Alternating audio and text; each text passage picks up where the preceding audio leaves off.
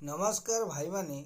आज इंस्टा गोटे कोकेईटा ओलोटा कहीं बंधा जाए बोली मु आज पकईथी।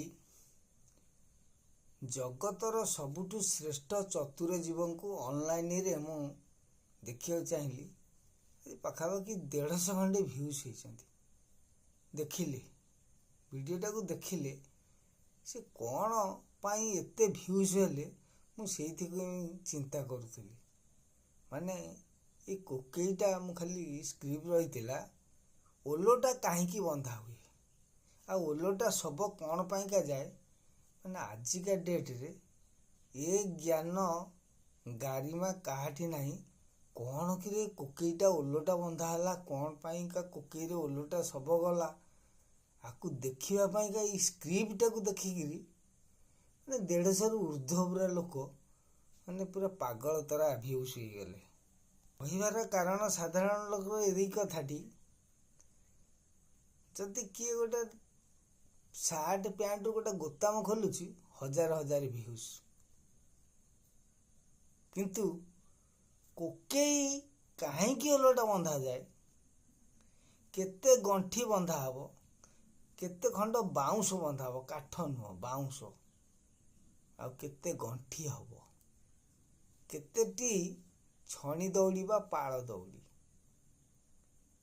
विज्ञान गारिमा कथाटी जानिया आज 150 भ्यूज नागी पड़ती। किंतु कथा होची साधारण लोक आज गोटे प्रश्न रखियो ये चतुर जीव दुर्लभ मनुष्य मानक पाई गोटे कोकेई जेमती समस्तिंकर गोटे आयुष बा गोटे मापदंड रही। गोटे श्रीमंदिर रथ जो आमर 3टी रथ होची तार उच्चता केते केते खंड काठ केतेटी चक रहुची गोटे घर हाइटा केते हवा दरकार गोटे घर प्रकृत केते साइज हवा दरकार गोटे मनिषर प्रकृत हाइटा केते ता हाइट हिसाब रे ओजन केते रहबा दरकार। आजिका विज्ञान जुग सब बाहरी गलानी किंतु साधारण लोक ये विज्ञान जुग गोटे सुज्ञानटा रखुची। जो कोकेईटा हुए सी तो ओलोटा बंधा हुए आपण माने भजन कीर्तन रे सबुथे जानी थिबे कले छणी दौड़ी रे बांधी देवे बीड़ी मला गला बोली छाड़ीबे रड़ी मन रे आ कहबिनी सबुते पाइजिवे से ज्ञानटा। किंतु साधारण लोक थाटी कहीं रखुची ना आम जो स्कूल को जाऊलु सार मैंने कहे पिला माने आज गोटा कौन गोटा भजन किए कौन कौन जाच बोलिल आज जुगे सी भजन ना सी सब भाजन रहिले समस्ते कौन सी पिता माता भी एक शिक्षा देलेनी ता पूर्वरु कु लगे शिक्षा देले कु शिक्षा तापरे गुरु आ शिष्य परंपरा आ नाही। गुरु शिष्य परंपरा हटिगला जहाँफल कि बोपा माँकर गांडी रे पिला माने आज गोईठा मार्चंती। साधारण लोकर असाधारण कथा कारण गुरु को आउ चिन्हिलेनी पाठ पढ़ा कथा स्कूल कॉलेज दंड मुक्त क्षेत्र हो गला सेठी दंड नहीं दंड मुक्त हेलानी जे भंड युक्त हो गला कारण जोठी शिक्षा क्षेत्र रे सेठी कुशिक्षा अशिक्षा हो गला कारण आमको प्रथमे कथा छळे छळे कहती गुरु दिवस आसवा पूर्वर कहले गुरु को न मणिब नर गुरु ही साक्षात ईश्वर।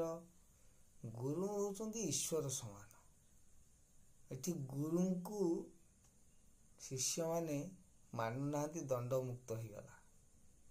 किंतु दंड मुक्त होला पर कौन हैला ना गुरु को न मणिब नर देखिले मारिब पथर गुरु कहिले मल्ली मल्ली चिल्लेबे ना बाजी जो ढेलाटा तेले कन्नमूली रे गुरुंकर कारण କ'ଣ ପାଇଁ ନା ଗୁରୁଟେ ବାଡ଼େଇ ଦେଇଥିବେ କି ତାଗିଦ କରିଦେଇଥିବେ, ରେ ରାମ କାହିଁକି ତୁ ଗଣିତ କରିନୁ ଆଜି, କାହିଁକି ତୁ ଇଂଲିଶ କରିନୁ, କାହିଁକି ଏଇ ଜିନିଷ ପାଠଟା ପଢ଼ିନୁ, ଏତିକି ତ ଖାଲି କହିବେ ମୁଖରେ ନା।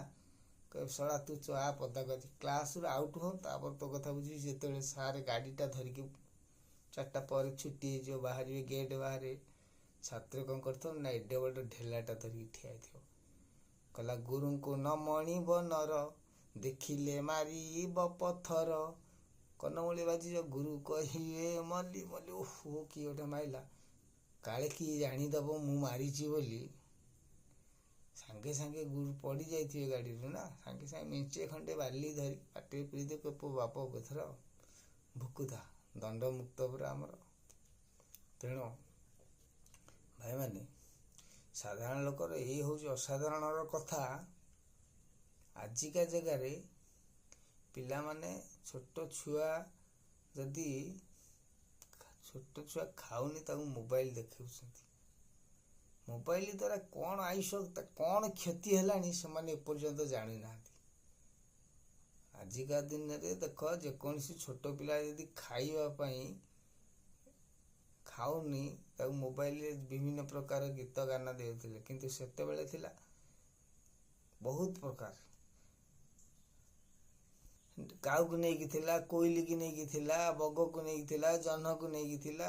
ଜହ୍ନ ମାମୁଁ ସରଗ ଶଶୀ, ମୋ କାହ୍ନୁ ହାତରେ ପଡ଼ରେ ଖସି। ବଗ ଯାଉଥିବ, ବଗ ମାଉସୀ ଏମିତି ହାତ ହଲେଇବେ, ନଖରେ ଟିକେ ସ୍ପଟ୍ ହେଇଯିବ, କହି ଦେଖୁଛି ଯେ ବଗ ମୋତେ ଫୁଲ ଦେଇଛି। ଏଇ ସବୁ ଟାଇପ୍ର ସବୁ ଥିଲା। ମାନେ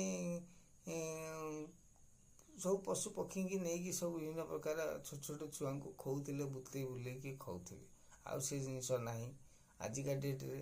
ତେଣୁ ସାଧାରଣ ଲୋକ ଆଜି ଗୋଟେ କୋକେଇଟାରେ ଶ୍ମଶାନକୁ ଯାଉଥିଲା। ସିଏ ଅବଶ୍ୟ ଗୋଟେ ମୋର ଇନଷ୍ଟାରେ ମୁଁ ପକେଇଦେଲି, ତାକୁ ଭିୟୁସ୍ 150 200 କାଲି ସକାଳକୁ ବୋଧେ ହେଇଯିବ, 24 ଘଣ୍ଟା ପରେ ବୋଧେ 200 ଡେଇଁଯିବ। ଆକୁ ଦେଖିଲେ କ'ଣ ପାଇଁକା ଏ ଭାଇ ପକେଇଛି, କୋକେଇଟାରେ ଲେଖିଥିଲି ଓଲଟା କାହିଁକି ବନ୍ଧା ହୁଏ। କହିଲା ଯିବ ଆଉ ଆସିବାର କଥାକୁ ନେଇକି ହେଇଛି ଓଲଟା ହେଉଛି।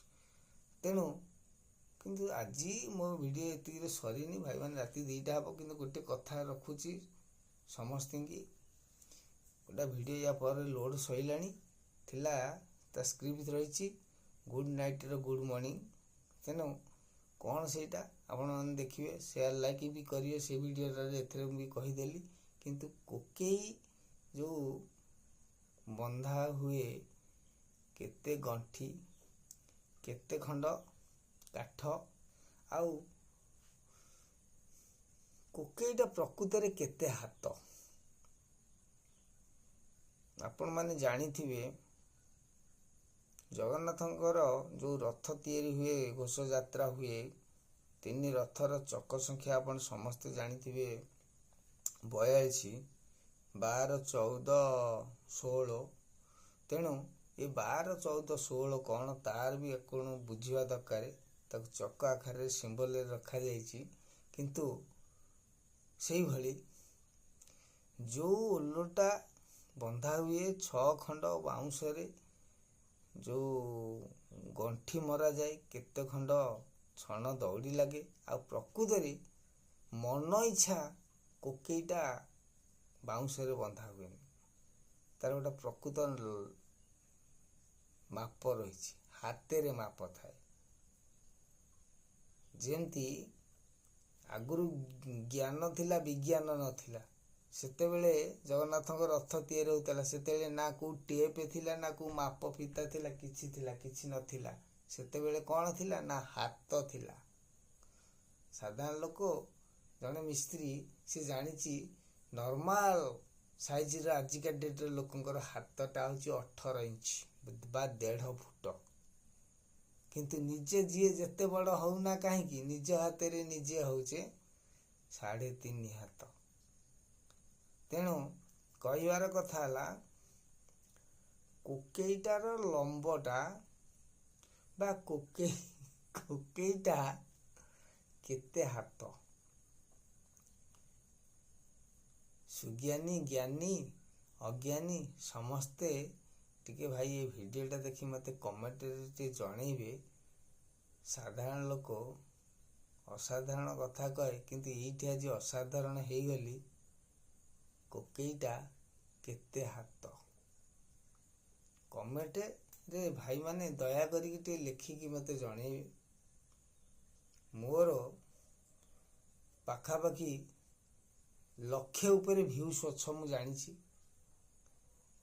କିନ୍ତୁ ଯିଏ ମୋର ଭିଡ଼ିଓଟି ଦେଖିବ ଭାଇମାନେ ମୋତେ ଦୟା କରିକି କୋକେଇଟେଇ କେତେ ହାତେ ମୋତେ ଟିକେ ଜଣେଇବ, ମୁଁ ସେ ଜ୍ଞାନଟି ପାଇବି। ନମସ୍କାର ଭାଇମାନେ, ରହିଲି। ଶୁଭରାତ୍ରି। ଶୁଭ ସକାଳ ହେଲେ ମୋତେ ପ୍ରଶ୍ନର ଉତ୍ତରଟି ଭାଇମାନେ ଦେବେ। ଏତିକି ଥାଉ, ଆଉ କ'ଣ କରିବା? ପିଲାମାନେ ଉତ୍ତର ଦେବେ, ଆଉ କ'ଣ ଭାଇମାନେ ଦେବେ। 1 ଲାଖ ଉପରେ ଭ୍ୟୁଜ୍ ଅଛନ୍ତି ନା, ନିଶ୍ଚୟ ମୋତେ, ମୁଁ ଭାବୁଛି ବୋଧେ 30,000 ଖଣ୍ଡେ ଲୋକ ଆନ୍ସର ଦେଇଦେବେ।